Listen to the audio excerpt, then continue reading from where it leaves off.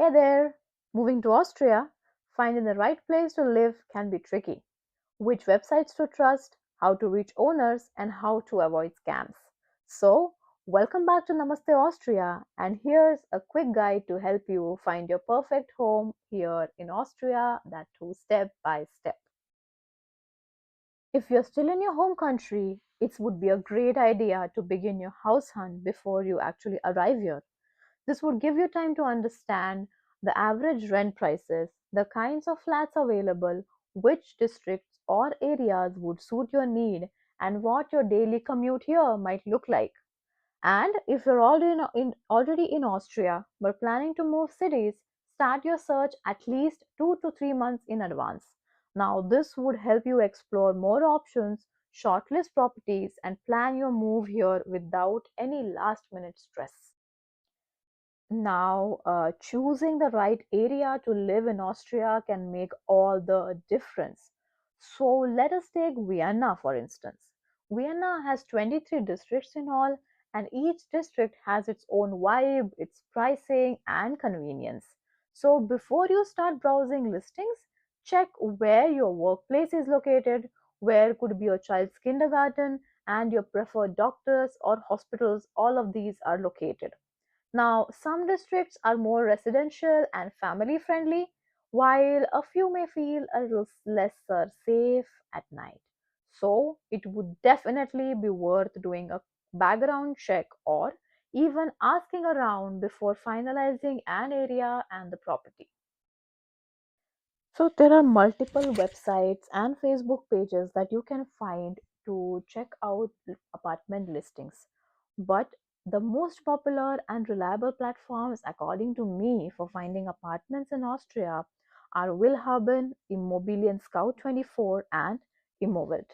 So I personally have used Willhaben the most, and it is very beginner friendly. So here you can set filters based on your preferred range. Like, let's say we go for 100 you can select the district that you're looking for, the area or the meter square of the flat, and if you need any number of rooms, specifically any specific room preference, you can select all of these filters, and it will give you all the apartments that are available in that area. Now, apart from this, you can also select some specific object types, like if you need a ground floor apartment, if you need other open spaces like a balcony, and so on and so forth. So, these are the various features. Now, one beautiful feature that I found here is you can wish list an apartment and come back to this apartment later. And trust me, after browsing hundreds of apartments, this feature will definitely become your best friend. Now, the next most important things to understand when renting an apartment is the difference between warm meter and kalt meter, which is the warm rent and the cold rent. Now, here the warm meter includes the base rent plus utilities like the building maintenance or general service charges. But the card meter would cover only the base rent, and the other utilities you would have to pay top on of the base rent. Now you have to keep in mind one important thing, that energy prices like the electricity and mostly the heating and also internet are additional costs, so you will need to pay them separately above your rent. Always make sure to confirm what is included in the rent before signing anything.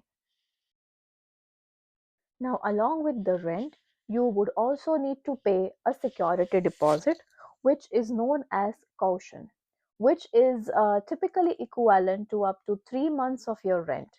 For example, let's say if your monthly rent is 1500 euros, you would be expected to pay around 4500 euros upfront as a refundable deposit.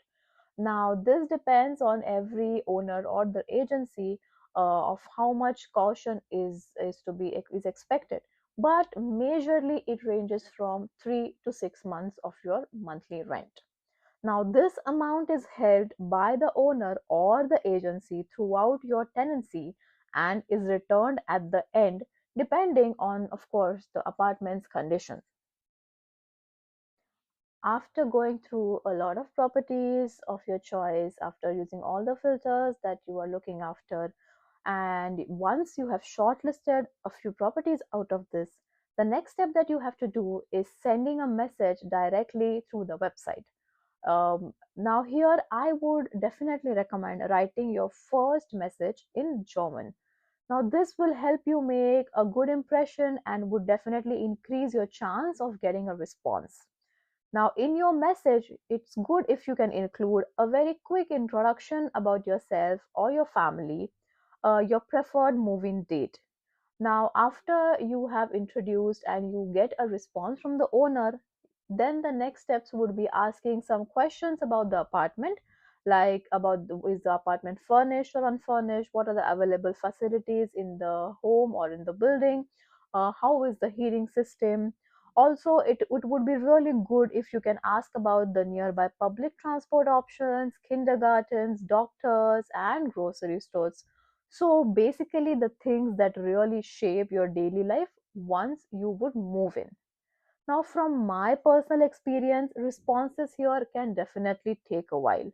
I remember wishlisting over 50 properties before finally finding the right one. Patience here is definitely part of the process. So, finding a house in Austria can really feel overwhelming at first. But once you understand how the system works here, it becomes much simpler. So, do your research, use only the trusted websites, and always double check the details before making any kind of a commitment. Your dream home in Austria is out there. It would just take a bit of patience and the right approach to find it.